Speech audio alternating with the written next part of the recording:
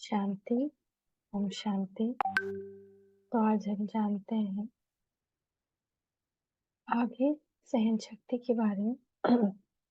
तो जिज्ञासु बहन पूछती है कि बहन जी, सब ठीक है, परंतु देखा यह गया है यदि जिस वक्त कोई अगर हमको बहुत कुछ बोल रहा है, अगर उस समय उन व्यक्ति को करारा जवाब ना दें तो लोग हमारे इस बारे में समझते हैं कि शायद हम दोषी हैं।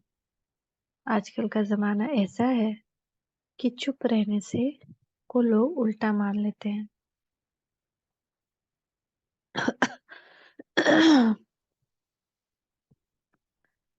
तो ब्रह्म कुमार जी कहती है, चलिए आपकी बात ठीक सही, परंतु मामला गर्म हो या गड़बड़ फैली हुई हो तो उस समय आपकी बात सुनेगा कौन, उसको मूल्य कौन देगा। इसलिए हमारा कहना यह नहीं है कि आप अपनी बात दूसरों के सामने ना रखो, बल्कि हमारा कहना यह है कि आप स्वयं धैर्यवान, शीतल, शांतचित्त और सहनशील होकर उसको यह कहो कि भाई आप अपनी बात कह लीजिए, फिर मुझे भी थोड़ा अवसर देना ताकि मैं अपनी बात आपके सामने रख सकूं। और अब वातावरण को थोड़ा शांत रखे तो अच्छा ही है। फिर भी हम भाई भाई एक ही बाप परमात्मा के बच्चे हैं, एक ही लक्ष्य को मानने वाले हैं, एक ही धाम से आए हैं, एक ही जगह जाना है। अतः हम क्यों न पवित्रता और शांति स्वरूप रूप स्वधर्म को अपनाकर एक दूसरे के सहयोगी बने। पहले इस प्रकार उस व्यक्ति को या लोगों को सुनने के लिए तैयार करके पीछे आप उन्हें अपनी बात बताइए, वरना यदि वे सुनने के लिए भी तैयार नहीं तो वे आपकी बातों को यूं ही कंकड़ पत्थर की तरह फेंकते क्यों हैं।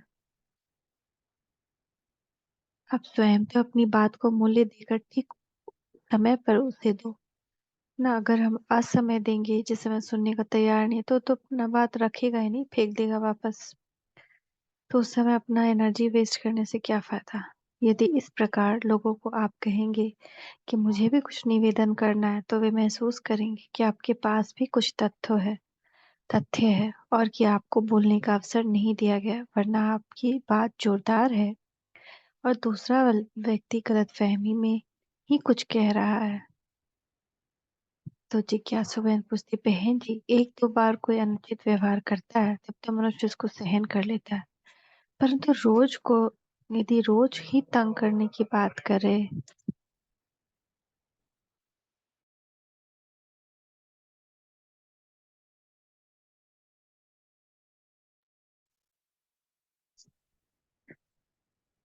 परंतु एक दो बार कोई अनुचित व्यवहार करता है तब तो मनुष्य उसको सहन कर लेता है, परंतु यदि कोई रोज ही करने की बात करे अथवा रोज ही यदि किसी का ऐसा कड़ा स्वभाव हो कि हमारे पीछे ही पड़ जाए तो फिर सहन नहीं हो सकता। तो ब्रह्म कुमारी जी कहती, यदि कोई व्यक्ति 9 बार सहन करता है और 10वीं बार सहन नहीं करता है तो उसे सहनशील की उपाधि तो नहीं मिल सकती। सहनशील व्यक्ति में तो पूरी सहनशीलता चाहिए, तभी पूरी उपाधि मिलती है। आप वास्तव में ये भूल जाते हैं कि मैं सर्वोत्तम धर्म की स्थापना के कार्य में निमित्त और सहयोगी हूँ, इसलिए मुझे अधर्म अथवा आसुरी गुण न अपनाकर सहन ही करना है। आपने महात्मा बुद्ध का उदाहरण तो सुना होगा। कहते हैं, एक व्यक्ति महात्मा बुद्ध के पास आया और लगा गाली देने। कोई आध घंटा पर वह गाली देता रहा, आखिर वह रुका। महात्मा बुद्ध, जो कि पहले जैसी स्थिति में अचल थे, बोले, भाई अगर आपकी आज्ञा हो तो मैं कुछ कहूँ। तब वह आदमी बड़े रुखेपन से और निंदा करते हुए कहने लगा, बोल, क्या बोलता है। महात्मा बुद्ध मुस्कुराते हुए धीरज से, शीतल हृदय से, कल्याण की भावना से बोले, भाई यदि कोई व्यक्ति किसी अन्य को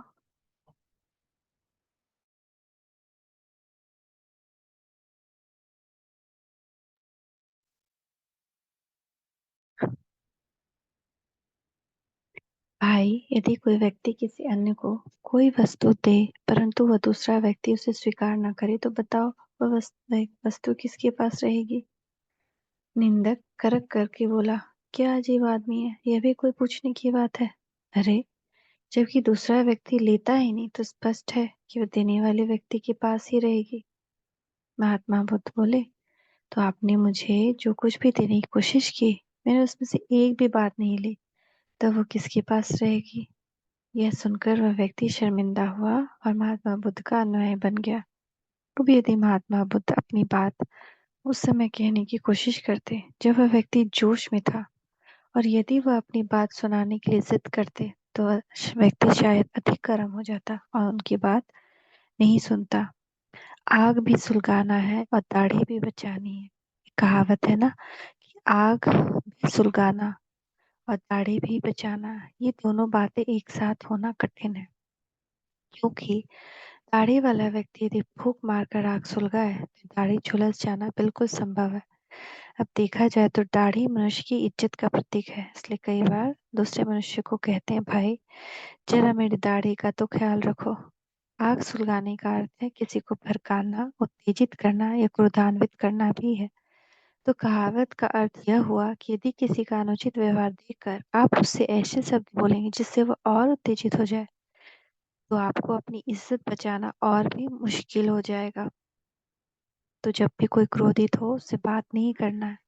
अतः याद रहे कि यदि आप अपनी दाढ़ी को बचाना चाहते हैं,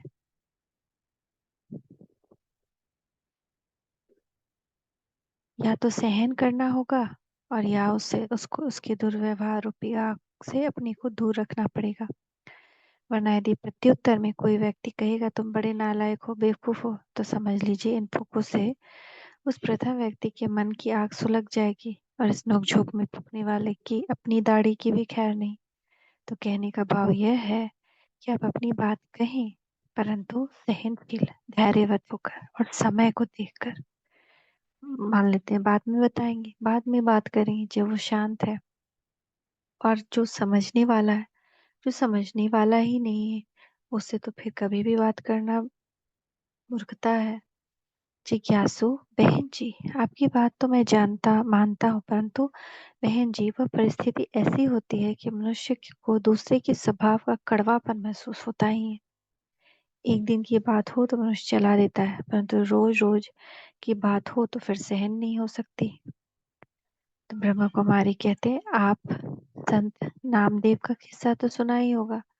कहते हैं कि नामदेव जी प्रतिदिन गंगा स्नान से लौटते थे तो उन पर एक पठान ऊपर से पान थूक देता था। वह बेचारे फिर लौटकर स्नान करते। काफी समय तक वह पठान अपने इस बुरे व्यवहार की पुनरावृत्ति करता रहा। एक दिन तो ऐसा हुआ कि उसने 6 बार पान थूका और संत नामदेव जी 6 बार नहा कर आए, परंतु उन्होंने अपने मुख से कुछ बोला नहीं। आखिर उस पठान को संत नामदेव जी की क्षमाशील और सहनशील स्वभाव को देखकर आश्चर्य भी हुआ और प्रायश्चित भी, और उसने वह बुरी बात छोड़ दी और वह संत नामदेव जी का प्रशंसक बन गया। यह तो नामदेव जी का किस्सा है। अब आप भी मनुष्य से देवता बनना चाहते हैं और देवों के देव परम पिता परमात्मा से दैवी स्वराज प्राप्त करना चाहते हैं, तब आपको भी कांटा कंकड़ कुछ तो सहन करने की हिम्मत रखनी चाहिए। आप यहाँ इस ईश्वरीय विश्वविद्यालय में नियमित रूप से आने वाले भाई बहनों की अथवा समर्पित बहनों या भाइयों से एक एक की जीवन कहानी सुनेंगे तो आपको बहुत ही बल देने वाले उदाहरण मिलेंगे। एक एक ने अपने जीवन में अनेकानेक प्रकार की परिस्थितियों को धैर्य से पार किया और कठिनाइयों को भी सहन किया। इसीलिए ही आज वे इस उच्च अवस्था को प्राप्त हुए और उनका अनुभव परिपक्व हुआ। यद्यपि उनके जीवन में अत्याचार, आपदा, आक्षेप, विघ्न अथवा कठिनाइयां बहुत ही उग्र रूप लेकर सामने आई, परंतु सहनशीलता के बल से, एक परम पिता परमात्मा के भरोसे अथवा मदद से उन्होंने उसे पार किया। इसलिए वे आज दूसरों को भी जीवन के उच्च लक्ष्य तक ले जाने के कुशल सिद्ध हो रहे हैं। परमात्मा परम पिता को याद की याद से ये अत्याचार अथवा आपदाएं सूली से काटा हो जाते हैं और इनका परिणाम बहुत अनमोल फल देने वाला होता है। अतः आपको भी यह याद रखना चाहिए कि हम मुश्किलों को सहन करेंगे तो मालूक बनेंगे, है ना। तो हम आज यहाँ तक फिर से इसको सुने और देखें कि अपने जीवन में कौन कौन सी ऐसी सिचुएशन या ऐसे व्यक्तित्व हैं जिनसे हम उलझते हैं या जो हमें सहनशील नहीं होता। ऐसी कौन सी बातें, उसको नोट करें और तैयार रहें कि कभी अब से ऐसी कोई बात आए, चाहे वो पहचानी बात आए या नई बात आए, हम सहनशील बनेंगे, क्षमा करेंगे और दूसरे को भी अपने खुद जब कब बोलेंगे, जब हम सही टाइम आए या सही व्यक्ति हो जिससे हमारे बोलने का कोई मतलब हो, उसकी वैल्यू हो। ओम शांति, ओम शांति, ओम शांति।